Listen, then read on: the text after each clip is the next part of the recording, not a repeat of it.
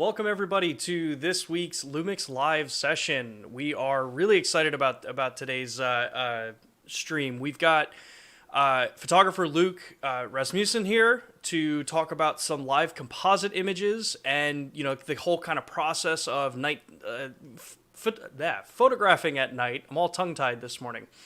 And we're also going to kind of split this up a little bit of a different kind of platform than we've done in the past. So the first half, we're going to be talking about images, talking about use in the field with this kind of feature, and focusing primarily on the G95. But the second half is going to be a bit more tech-heavy, where I'm actually going to be going into my G95 here and going over the whole, how you access this feature, some of the tips that you want to go with to actually get the best out of this, and really kind of just answer your questions. So if you have questions during this stream, if this is the first time you've been here, or if you've been with us, since we started doing these streams, make sure to drop your questions or your comments down in the chat using the tag @LumixCameras.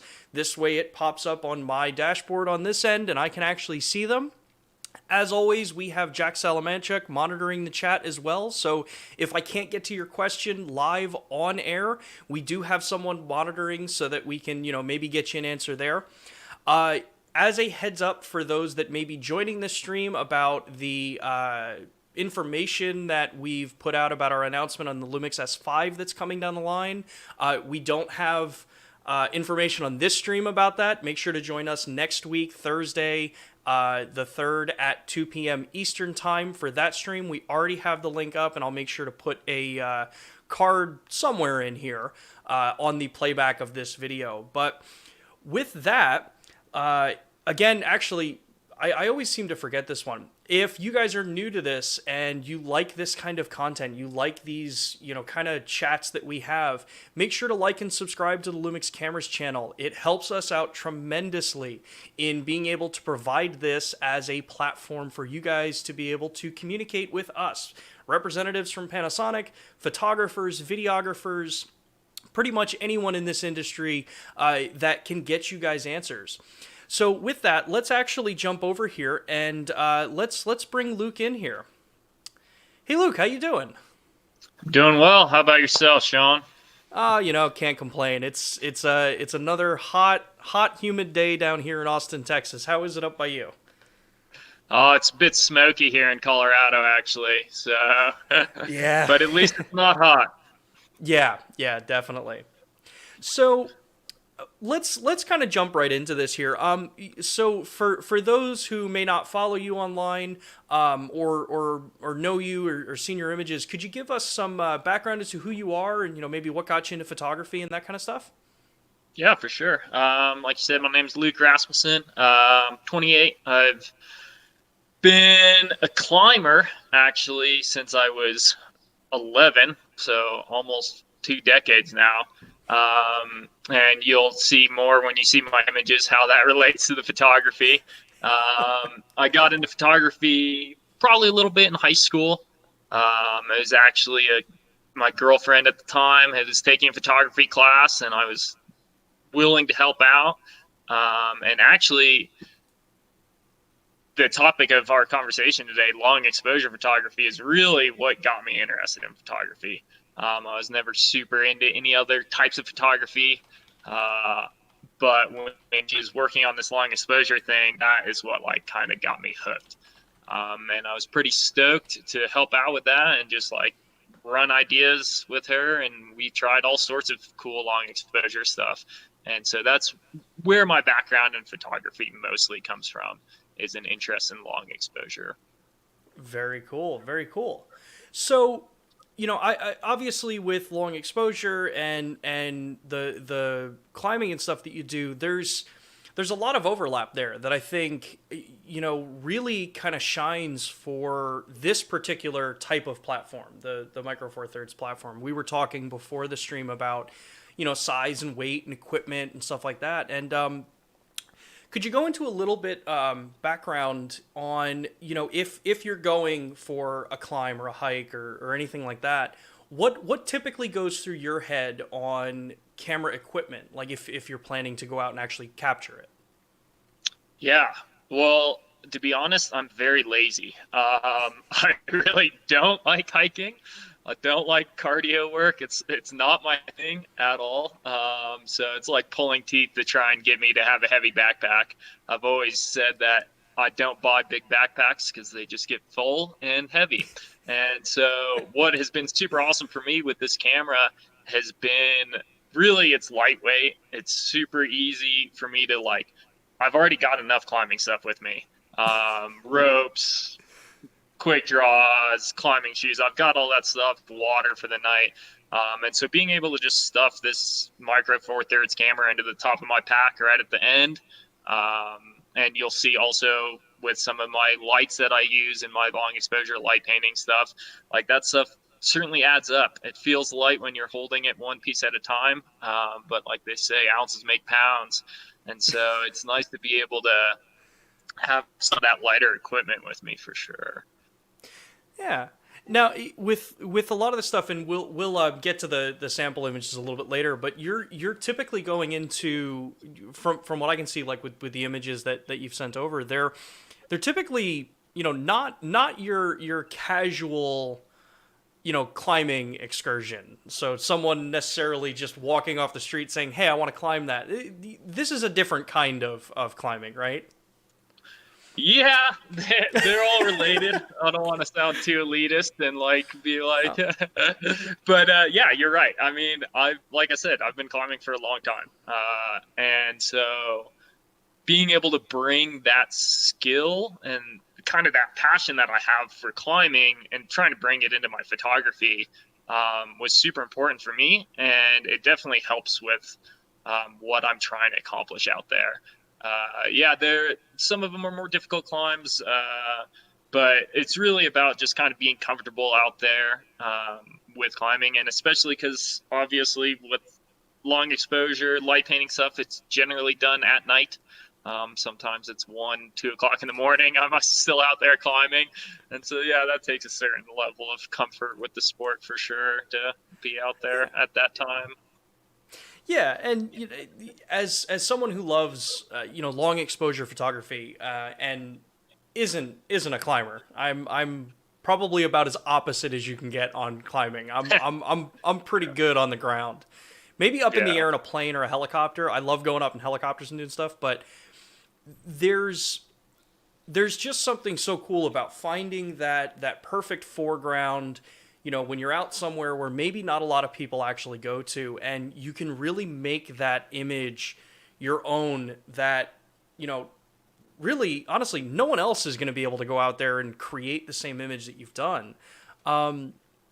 So we just jumped over here. So I have one of the images up here, the swinging image that you sent over to me here. And I think going into the kind of process here, could you walk us through with that swinging image, kind of the idea, the setup that you went through to get this, and then maybe afterwards we'll talk about how you would have done this if you didn't have this kind of camera. Yeah, for sure. And so what was really interesting to me about the long exposure type photography is I think we talk about this a lot. You hear this a lot, that photography is about freezing a moment in time, right? And so when I saw this long exposure work, I actually kind of started to see it as an opportunity to do the exact opposite. And that is freezing time in a moment, right? And so this swinging one is a great example of that. And basically we are seeing time passing through the motion of my swinging. And so my goal there is just to kind of be able to capture that motion and that passing of time as I'm swinging back and forth in a single moment in that single image. And so that was the goal. And basically what that image is it's a rock climbing route just outside of Las Vegas, up a very, very steep hill, going back to the light camera. Oh man, it was brutal hiking up that hill. But I think the image turned out all right, so it was worth it. But yeah. Basically, it's like a probably 65 or 80 foot dead horizontal roof that the climb goes out. And then once I was able to do that, I could set up the rope, come back to the ground, get all set up with my lights. And what I wanted to do was kind of be able to see the effect of a pendulum and see that kind of visualize that loss of momentum as the pendulum is swinging back and forth, and try and be able to visualize all of that in a single image. And so once I got down, you can hike, basically tie back into the rope, hike up to this big ledge, turn on my lights and jump, and let gravity do the rest of the work, which is kind of the beauty of it, right? Is I'm trying to get more of that, like, it's not a randomness necessarily, but there is a sense that, like, the image, I am not creating the image in some ways, and I'm letting that image kind of create itself through the natural motion of my swinging. And so, that's what we came up with. Yeah, and that's I think what's kind of cool, and people are already asking some comments in there. It's like I think what's one question from AG is is layering in GIMP considered composite images? Is this a composite or a long exposure? And I think for a lot of people it's a lot more complicated than that because of what this camera does. For an image like this, before the technology of live view composite was available, how would you have tried to capture this? Would it have even been something you think that you would have been able to capture? Yeah, that's a great question, because I do think it would have been a very difficult image to capture. Basically, with your traditional long exposure, you would be shooting in what's called bulb mode, right? And where you can press the shutter, it opens the shutter, press again whenever you want, and it'll close it. During that time, however, your camera is just a blank screen, right? You're not seeing what's happening. You have no idea of, like, what the camera is actually recording. And so with that, basically, you can see in the image as I get lower and lower, that getting lower and lower is actually my belayer. So she's the one holding onto the rope, and she is controlling the way I get lowered to the ground. And so had I been trying to shoot with the traditional long exposure technique, basically we would have been up there all night, right? We would have been doing trial and error. I would have been yelling at her, like, you're going too fast, you're going too slow. Like, and every time I would look at the image and say, oh, well, we did really good at this first part, but then we went too slowly and it overwrote the tracks, basically.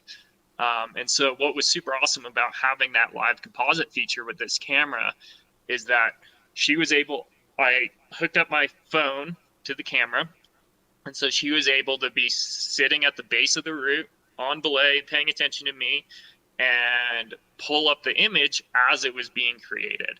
And so as she's lowering me, she was actually able to watch my swing come across the screen on my phone and know, okay, I need to lower him this much.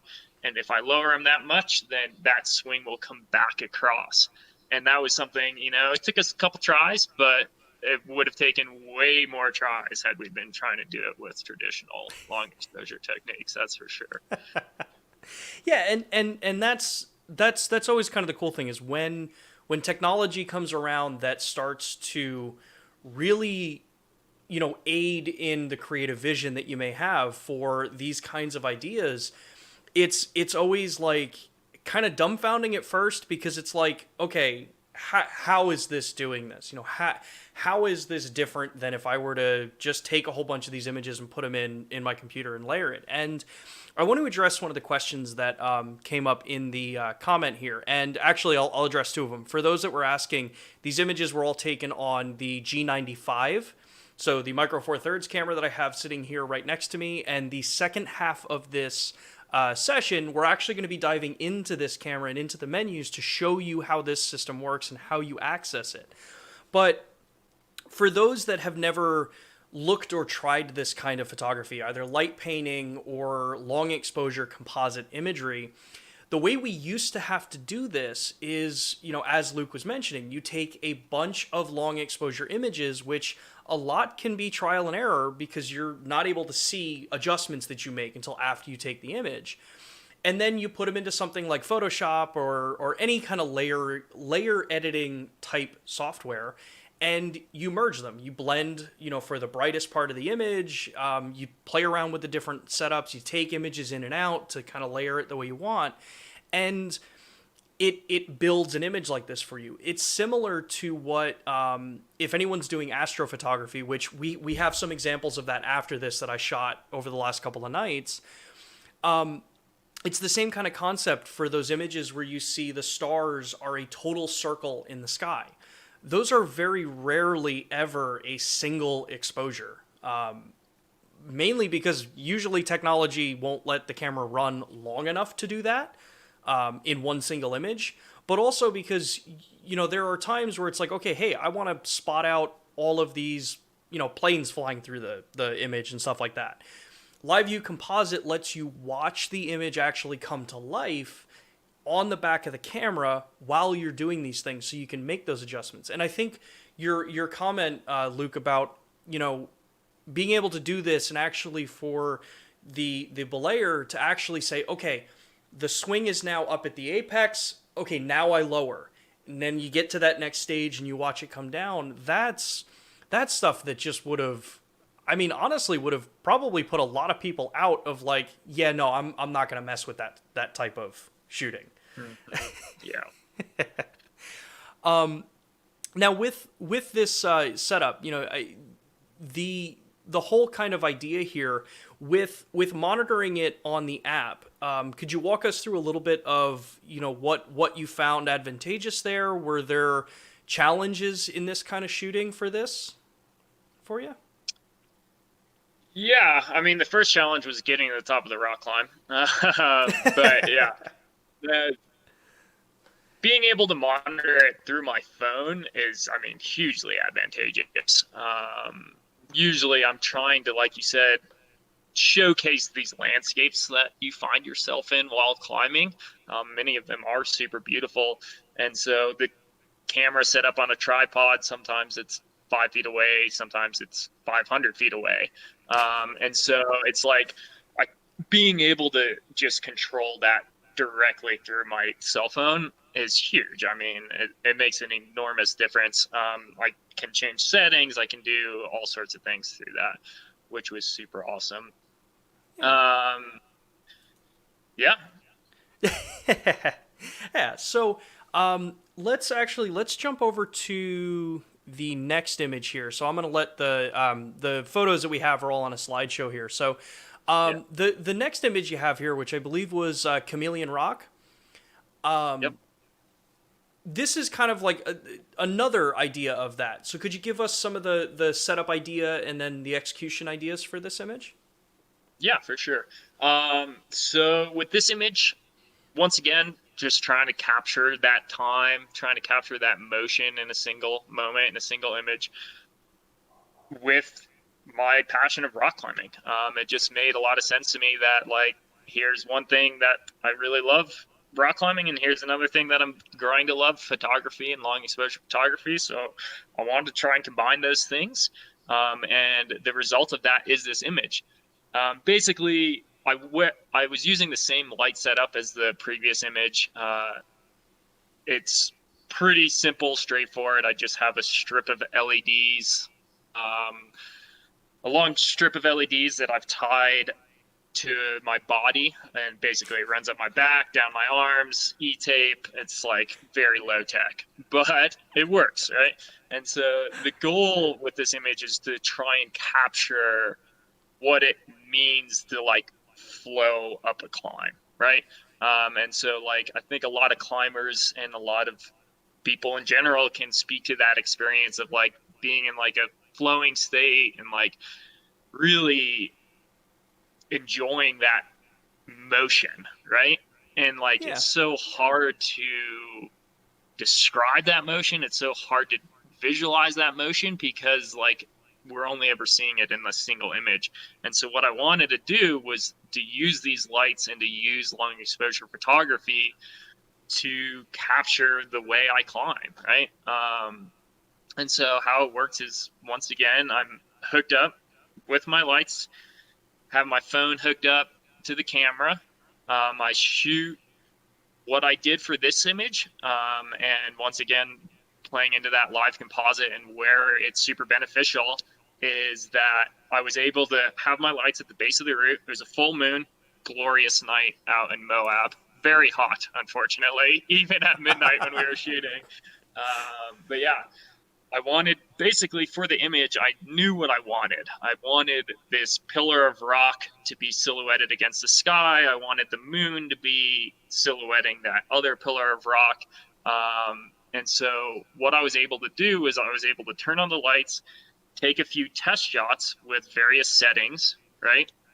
Not very many, like maybe 2 or 3, make sure that my settings were dialed.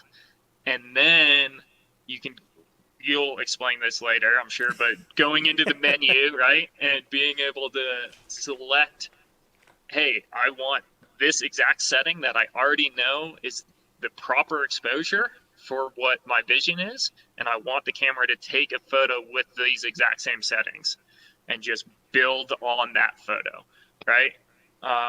And so in this case, I believe it was something like a half-second exposure, right?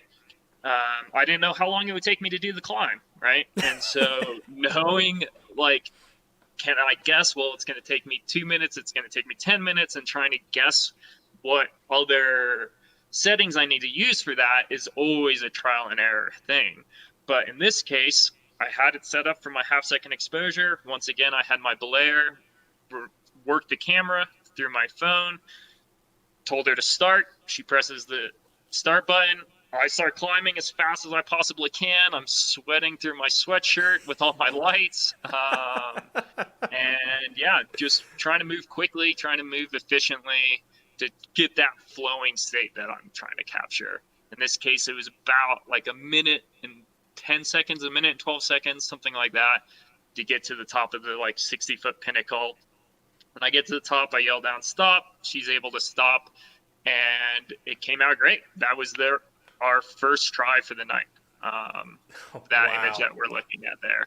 And it was already 1 o'clock in the morning, and I had no idea where I was sleeping that night. So I was glad that we got it first try and was able to go to bed after that. Yeah. And you know, that's honestly, I think, the really cool thing about Live View Composite is that, you know, trying to take this image with just straight up long exposure shooting, because like you said, it's a full moon out. As that exposure builds in the camera, because it's a singular shot, all of a sudden, you know, you'll get that minute in and the entire sky is blown out, or the foreground is way more lit than you want it to be, because intrinsically the way this system works is like how Photoshop would layer these images on top of each other to only add the next bright, you know, kind of addition to this image. So it really does open up that creativity, I think, that a lot of people have in their heads, but have just never really been able to execute in the real world, you know? And your images are a you know, really great example of that this kind of stuff is definitely possible. And it's, I think, a lot easier now than it has honestly ever been. There's a lot of questions actually about with the LEDs that you're using. So you'd said that there were, you know, they're kind of simplified LEDs, but so with the color changes as you're going up the climb, is that like a programmed thing, or is it just kind of like a cycle? Yeah, so the LEDs are, like you said, they're pretty simple. I get lots of questions on the internet, people talking to me about Arduino and programming and coding and all this stuff. And I've got some time on my hands, so I might get into it. But at this point, I'm not there. So basically, they change I can speed up how quickly the lights change, and I can slow down how quickly the lights change. For that particular image, the lights were set to change about kind of every 5 to 6 seconds. And so that is a set time interval. And so, yeah, people probably pointing out, like, the interesting thing about that is you can see in the image, right in the middle of the image, there's a green section, and that section is the shortest section. Well, it's because it's the hardest section, right?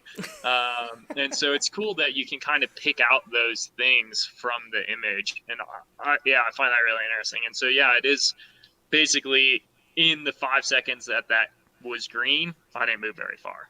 Whereas, like Yeah. up higher on the climb, where I think it's like one of the red or white sections, you can see I actually cover a significant distance. And so that's just because that part of the climb is easier. And so it's cool to see that too from a climber's perspective, to what climbers will call the crux, which actually I think means the most important part, but somehow climbers have turned that into the most difficult part. I don't know if those are conflated or not, but yeah, so what climbers will call the crux, it's kind of cool that you can look at that image and you can say, hey, look, there's the crux right there. And like, hey, there's that like flowing section towards the top. So yeah, they Yeah. basically, yeah, they're pretty cheap, simple lights. It doesn't take a lot. You don't need to know how to carry it to go out there for sure.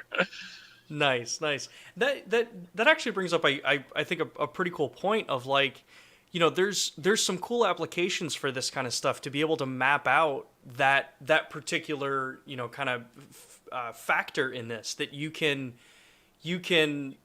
see visually the harder parts, the easier parts, and show maybe someone who's never climbed this before, like, hey, look, roughly in this area, it's going to be a little bit more difficult, and Yep. it'll ease up here, and it there's just so much, like, your concept of being able to show the passage of time in a moment, I is just so cool and so out there that most people wouldn't think of that. Just like you said, it's usually Yeah. the reverse, people trying to freeze a moment instead of showing the passage of time. Yeah. Now, going on a little bit further, we were talking beforehand, while we were prepping for this, that there's other ideas you have for this kind of shooting. Do you have any kind of in mind, kind of activities that you want to try with this and see how you can get results out of it? Yeah, for sure. So for my next shot, as soon as I can find someone who'll actually go with me, which is surprisingly difficult because what I want to do is go caving. And I think too many people have seen caving horror movies and they don't like to go anymore. I don't know why you do that to yourself. But once again, yeah, caving. And once again, with that Micro Four Thirds camera, it'll be super sweet to like, some of these caves that I've been in, you're in there for 4 or 5 hours crawling on your stomach. It's not the best environment for a camera. But yeah, bringing it around, I think it's a tough camera. It'll make some of the squeezes with me more easily than a big hunking camera with a huge lens on it and everything. But so for what I kind of been envisioning is being able to do some light painting in a cave. The way that light painting generally works, like I said, it's a lot of trial and error. You do it, you try and paint some big feature in the cave, you look at the photo, and then you say, oh, I missed this spot over here, or oh, I missed a spot over there. And so, yeah, I'm really looking forward to trying it out with this live composite and being able to just have my camera linked to my phone and seeing the image being built. And so I'll be able to like go to one stalactite, paint it red or whatever color, and then when it looks good on my phone, move on and continue painting without having to worry about dealing with, yeah, that whole trial and error aspect of traditional long exposure. Yeah, because time is definitely something that really has to be taken into account with this, because the shot of Chameleon Rock is I think a perfect example of that. Is over that time that it would take to capture an image like this, the moon is moving, the stars are moving behind it. So if you're looking for that specific point where the moon is illuminating just enough, you like the way it looks, it's positioned where you want it in the sky, a standard long exposure, you get one shot at that. And if it doesn't work, all right, you're done for the night, you're waiting for the next day, because a lot of times moving the camera, moving the tripod just isn't feasible. And I can imagine how much time it would take to either come down after the first climb up the rocks and then go check the camera, see if everything worked, move the camera for a different angle. It's mind-boggling how much work goes into these kinds of shots. Yeah. Yeah. That's for sure. And yeah, and your images that we just looked at really show that ease of it. I mean, it's not easy, but it shows and just kind of gives that feeling of like this is easy to show and kind of to express. So I want to shift gears a bit here and kind of go into some of the technical stuff here. So I have a number of images that I've shot over the last couple of days here with the G95. And again, for those that have joined us, since we started, if you guys have questions for either Luke or myself during this stream, make sure to tag at Lumix Cameras in the comment section, and we'll be able to see them there. But looking into some of the more technical side of it, before I actually jump over to the camera here, I've got some images running here that I've shot and captured that are different than the light painting concepts, because with Live View Composite, it's such a cool feature for really any kind of long exposure shooting. Like I mentioned before, the whole idea that I want to be able to do star trails, but I want to really, kind of see how the stars build. I want to be able to see in certain cases, if you're tracking a meteor shower or, just a certain look, you want to be able to actually see those things build up and stop that exposure when it gets to the way you guys want it to look. These cameras have that built in, and the whole Live View Composite really has a lot of that benefit because of just intrinsically the way it works. So the image that's up on the screen here is actually one that I shot the other night looking at downtown Austin, Texas, with the stars going over the city. And one of the things that I had actually mentioned in a couple broadcasts a little while ago was that, like, being able to capture stars over a light polluted city is incredibly difficult. A lot of times you would end up having to do these, kind of, hardcore composite images where you're taking multiple shots, a shot of the foreground, a shot of the background, a shot of the stars, and then combine them together in the computer and mask out and give you that kind of exposure. Well, Live View Composite, aside from light painting, allows you to actually build these images so that you actually can see the result that comes out of it. This image here, there's a couple things that you want to set up for if you're looking to use this feature in the G95. And the first of that is you want to make sure that your base exposure is actually the brightest part of the image, because basically the way it works is it takes the brightest part, like we had said before, and it's gonna build from there. So in this case, the city skyline is what I wanted to still be able to actually see as the brightest point. And it's gonna be the same for the light painting, like the work that you're doing, Luke, where, those LEDs, you don't want them blowing out to where they all just turn white, because long exposure will do that. So finding that balance of your exposure is what you want to kind of go as that core starting point. So for this image, I think it was setting to be something like, I think this was like an 8-second exposure, but highlight retained. So you're blocking the highlight there. What's so different about this is that if I were to do this as just a standard long exposure, that the foreground there, the lit grass in front of me, there were cars that were coming down the front path, which blew one of my shots, which is always kind of one of that frustrating thing. When you get that stray light that comes in and you're like, oh no, now I got to redo that whole thing.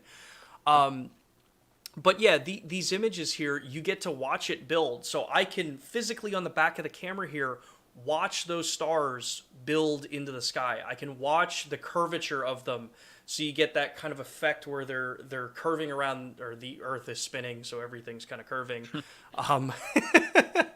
And you can stop it when you're comfortable with it. Now, the only thing that was done to this image, because a lot of times with long exposure, you may want to go in and spot retouch certain things, is I just took out the planes that were flying down into Austin. I totally forgot that they were going to be there. I do have a version that has them in there, but I always thought they were a little distracting. So this is that kind of stuff that you can do with Live View Composite that you couldn't necessarily do before. This is another example of that, where you have a really well lit city, light pollution galore. You can't see these stars that are above the city here with your own eyes. So using the camera to boost the exposure, bring everything up, capture as much light as you can, while still maintaining that balance in exposure that you want the midtones to be, is all doable in this camera without having to go into the computer and put multiple layers together. Like we said there, everyone commenting about future cameras and stuff in the chat. Unfortunately, we can't comment about the S5 announcement that's coming next week, as we've been kind of promoting out there. Make sure to join next week's Lumix live session for more information about that. Those that watched our S1H program that we did with the ProRes RAW announcement, I'm not mentioning what you guys are commenting in there. And then could you explain how you would do live composite in the GX85? Unfortunately, Andy, the only camera currently right now is the G95 that supports live view composite. It is a really cool feature that personally I'd love to see get deployed into other cameras, but I have no idea if there's technical reasons why it doesn't work in other cameras or why it's not available. But definitely keep leaving your comments, your opinions. If you guys have feature requests, things like that, leave them in the comments, because we do watch these things and we do report them into our teams. But jumping back into, again, some of these images, there's also things that you want to watch for with the way you shoot this kind of stuff. And I'm curious, Luke, if you've run into this before, getting yourself comfortable with this feature. If your shutter duration is maybe set too short, or you have a delay in some of these things, it's. I totally lost my train of thought there for a second. Totally just blanked out. That's okay. Yeah. So using Live View Composite, there's a couple things you want to try to make sure that you're doing. Short shutter durations are going to obviously produce a stack of short images that are then compiled on each other. Longer exposures, you're going to get obviously the blur that normally comes into an image, but there are things that you can turn on in some of these cameras, like delays, where kind of like in time lapse, you want to have maybe a 5-second delay between the pictures. For something like this, have you ever run into where you get a gap between those two images? So like a solid line should look like a solid line, but you get a break in the image. Did you ever run into that? With the live composite feature? Yeah. Yeah, I've not at all. And so that has been really awesome. Even with those super short exposures, I mean, I am climbing fast, but not that fast. But the swing, on the other hand, that is an incredibly fast swing, right? You feel like you're just completely, the first bit of it is total free fall, right? And so that was definitely something that I was wondering about, is like, as it's taking this photo one right after another to build this composite, like how quickly is it able to do that without any type of gaps? And same with your star trails, right? It's like super annoying, and I've had this happen for sure before, where you're like taking a whole series of photos, you're out there all night, and then you bring it in and something happened, and now you've got a bunch of gaps in your star trails, right? Because I didn't experience that at all with that swinging image at all. And it seems to me that the goal of this kind of why we're using composites, and I know I mentioned bulb mode earlier, and like using that is, like you said, there are like certain technological limitations to the camera and it heating up, or it running out of batteries, or it's building, like you said, building that full moon light.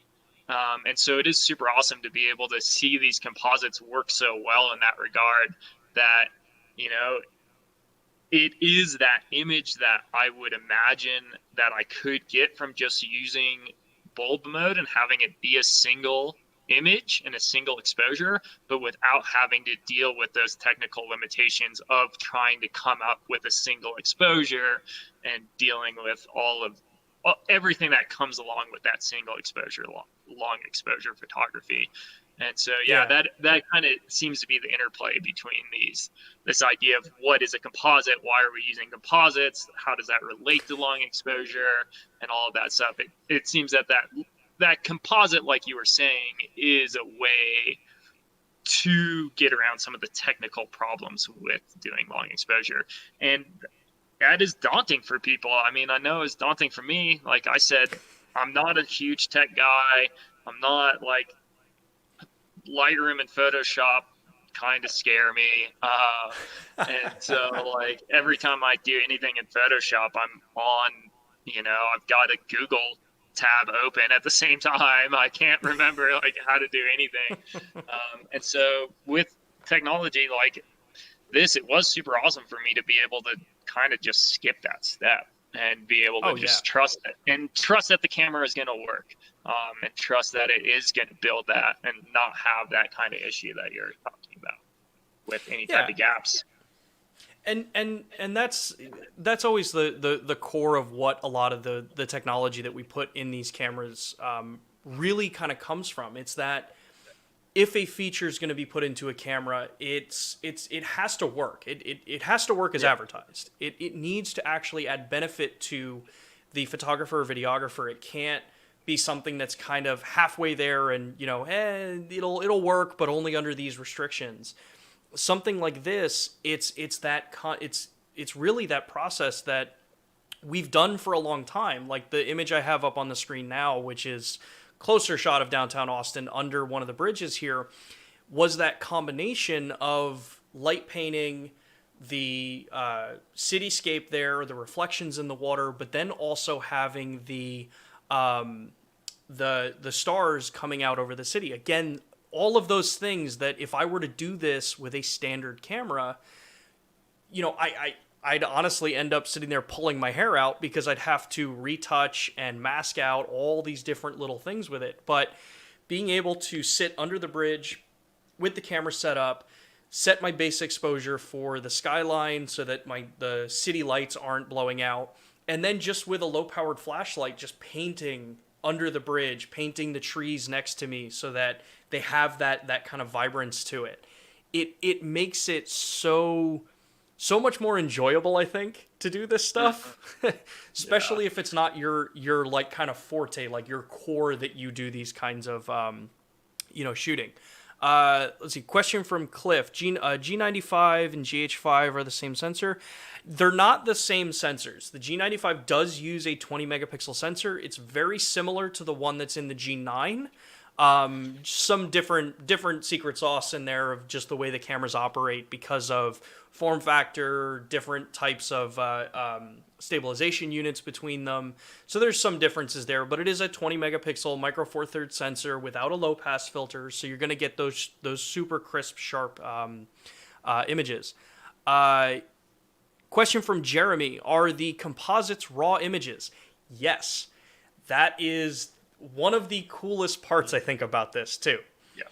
A lot of times, the compositing images, you would think these are just JPEG images, and you don't really have much control over them in post if you wanted to fix shadows or bring highlights back.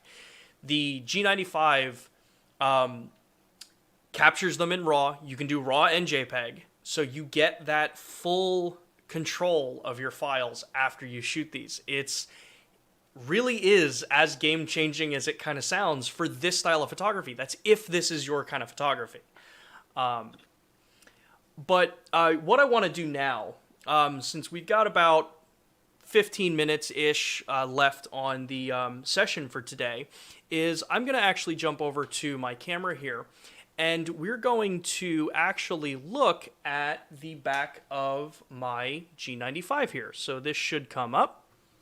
There we go. Cool. So you guys can see my computer here. This is live. I swear to you. I am not. You can see me in the corner. Nothing up my sleeve. There you go.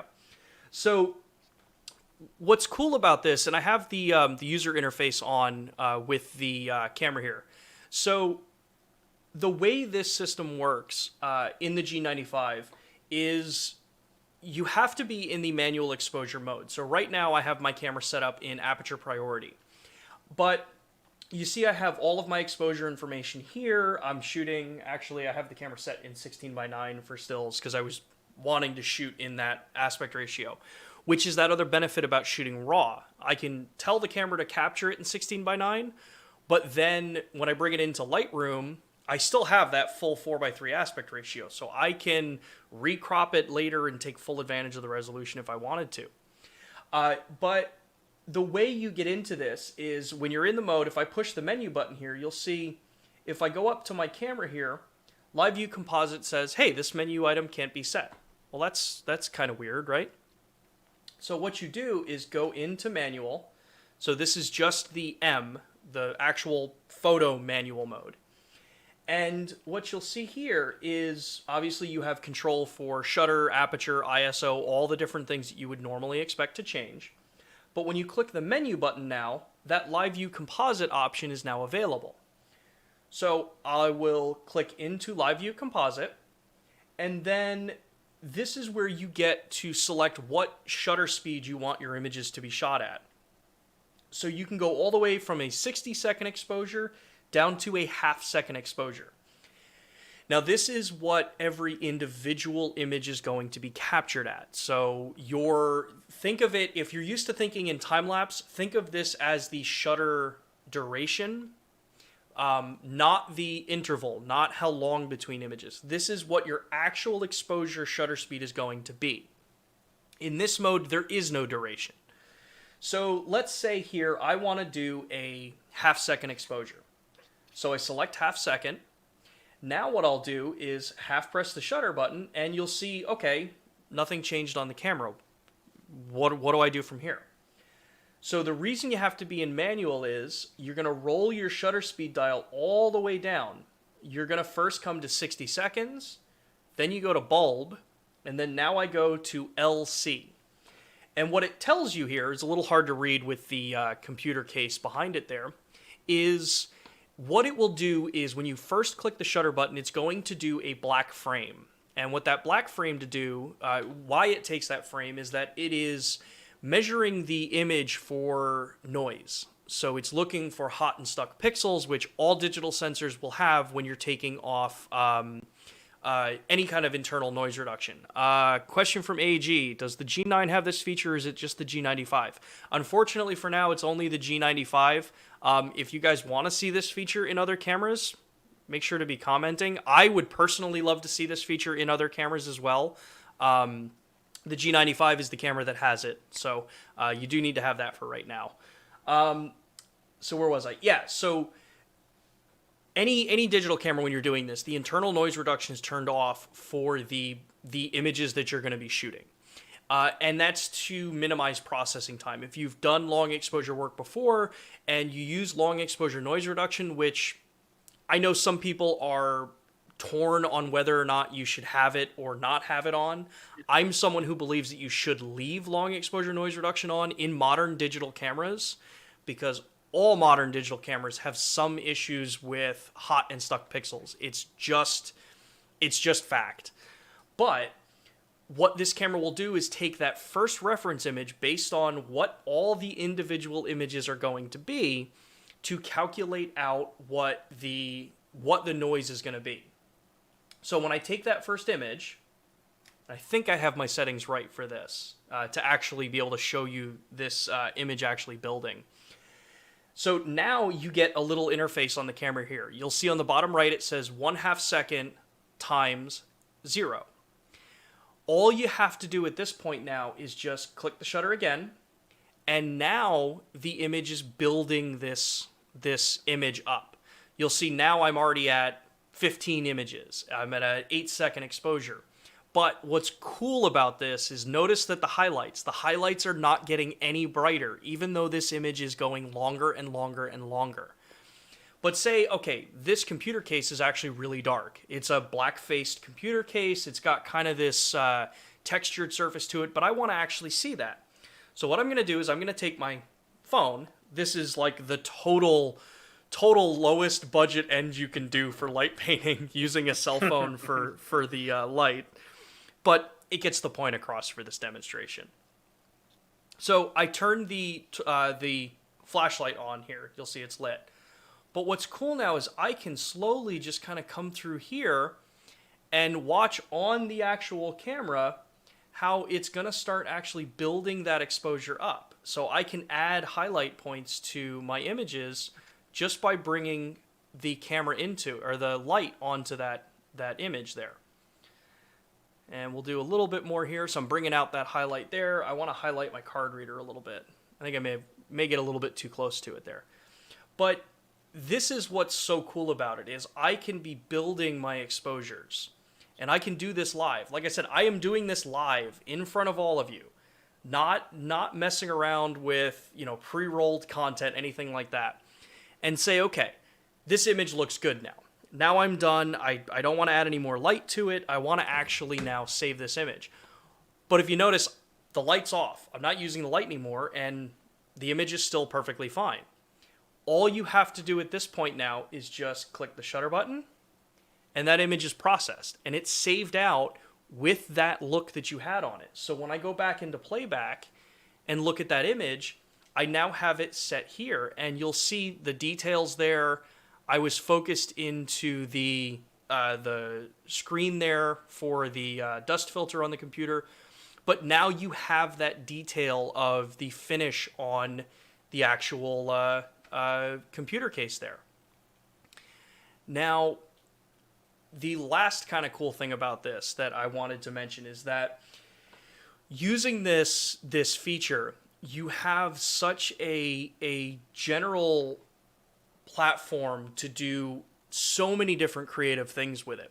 The one area that you do want to be careful with, and this is true of any kind of live view composite style photography, is when it comes to flash work. So using studio strobes or pocket strobes, like our flashes. You're working with a camera that is constantly building an image up. So if you're going to use flash with it, you just want to be careful that your shutter speed and everything is long enough that when you fire a flash, it is actually exposing the whole image. Since this, I believe, is using the electronic shutter, you can also run into banding issues with studio strobes. So you're typically always going to want to be using continuous lighting, a flashlight, something along those lines to get your image built. Question from WJ Smith Photography. I don't know what LENR only... Oh, long exposure noise reduction for JPEG or RAW images as well. Sorry. Long exposure noise reduction is something that does get tagged into RAW files as well. I believe that is standard for every camera that's out there. You can do noise reduction for spotting out, any kind of hot or stuck pixels, for noise, that kind of thing. You can always do that in post if that's what your workflow is. But getting into this, if you've never done it before, that's where I typically suggest, let the camera do its thing, get yourself comfortable with a feature before you start adding yourself some, added frustration to it. You always want to be comfortable with a feature that you're using before you start to really, dive down additional avenues to make it more complex. The other question that I saw in here from WJ Smith was, what does AF do? Does it override manual focus? So you're referencing the AF little button in the bottom of the camera. So yes, I have this camera in manual focus because I wanted to very finely be able to pick the screen that's behind the front of the case here. So what you can do is just tap that AF button. It triggers autofocus based on where that manual focus box is, so that you can then jump really quick to a point and then jump in for your manual focus. So that's kind of how you do it. That's really, honestly, as simple as that feature is, it's designed to be straightforward. It's designed to just get out of your way and make it easy for you. So with that, we're coming up near the end of this stream here. We got about 5 more minutes left, and I see a lot of people asking some questions actually about where they can find your work, Luke. Could you give us some info on where people can find your work and follow your photography? Yeah, for sure. And I just wanted to, one quick thing about the ease. Of course. I was so excited when I got the camera. I immediately just went out climbing by myself in the middle of the night and hadn't read any manuals. And I will say that it was very easy to figure out there in the middle of the night with the blowing wind all by myself. And so, yeah, I think you did a good job of explaining it, but it is a very straightforward, very easy thing to work with. I agree. So yeah, you can find more of my work. I do have a website. It is motionilluminated.com. From there, you can see I've kind of got it split into two parts. I've got half of my stuff is specifically that rock climbing based stuff where I'm really working with the long exposure light painting and rock climbing. I also have another side that is more just long exposure work in general, and it all has that theme of time. I mean, some of my shots are in slot canyons, and some of my shots are in caves and stalactites and stuff like that, where I am really just fascinated with the idea that if you have a picture of a cave and a formation in a cave, that is a formation that you're looking at 100,000 years of development right there in a single image. So going back to that, and I have a little bit written on there as well about kind of my motivations behind this stuff. I try and write a short bit about every photo I post and try and bring the story of the photo with it. And you can also buy prints directly off of that website as well. And yeah, if you want to look me up on Instagram, I am at Fluke, PHLUKE _photos. I didn't really think of the fact that telling people that I'd have to spell it every time when I first came up with it, but yeah, there it is. Fluke, PHLUKE photos. Very cool. Yeah. Well, I have already made sure that we have your website and the Instagram link in the description down below. So if anyone here is wanting to follow Luke and kind of check out his work, make sure to click on those and send some love over Luke's way. This was an awesome stream. I love this kind of stuff where we can get really technical, we can get nice and inspirational with it. Hopefully all of you watching in the across the globe, as I've seen from where people are chiming in from, where they're viewing, hopefully you guys enjoyed this. These kinds of streams are very heavily designed so that we can give you guys a platform to learn something new, to be able to show, obviously some of the cool features that we have in these cameras, but hopefully inspire you guys to be able to go out and create new, exciting content. We love seeing what the community can create. You guys are amazing photographers. You guys are amazing videographers. We love to see all of this content. So make sure that you guys are tagging Lumix cameras, Lumix USA, Lumix on Instagram, all the different platforms out there. Check out the hashtags that we use because we live on hashtags online. We all know that.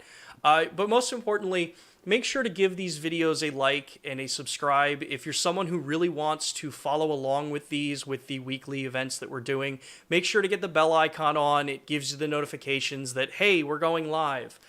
Like I said, it helps us out tremendously. I love doing these things. I want to keep doing them. We plan on keep doing them for the foreseeable future, even after things start to return to a little bit more normalcy where we can actually meet in person with these kinds of things. But outside of that, again, I want to thank you guys for joining us. Luke, I want to thank you for taking the time to come on here, give us all this information. It's definitely been a really cool topic to cover, I think. Of course, and thank you very much. I appreciate you giving me the opportunity. Yeah. So with that, everybody, again, thanks for watching. We will see you guys next week, Thursday at 2 p.m. Eastern Time for a very fun, very exciting Lumix Live. Make sure you do not miss that, and make sure you guys, again, like, subscribe, follow all the channels out there. Make sure you're tagging your content so we can see it, and we'll see you guys all next week. Thanks a lot.